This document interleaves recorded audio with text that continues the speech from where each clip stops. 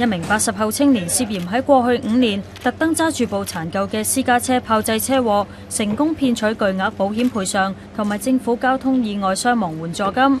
案情指現年25歲嘅騙案主腦喺粉嶺聯和墟開設車房，佢喺佢爸爸、一名車房男職員同埋2名前女友嘅協助之下，先後炮製12宗撞車尾嘅車禍，同埋自導自演1宗自炒撞山嘅意外，再花錢請多名西醫誇大自己嘅傷勢，並且取得假嘅醫生紙，成功騙取保險賠償同埋政府交通意外傷亡援助金，合共大約50萬元。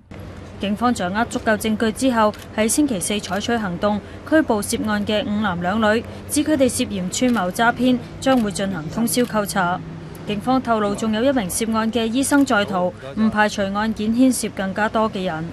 警方嘅調查方向咧，仍然就係會針對睇下有冇其他嘅涉案嘅人士啦。因為我哋相信可能係有一啲索償嘅中介公司啦，或者係中介人。警方之所以能夠揭發呢一宗騙案，原來係全靠汽車保險公司審閱文件嘅時候，發現涉案男子分別以車房文員同埋裝修公司文員嘅身份索償，認為有人虛報資料，於是報警。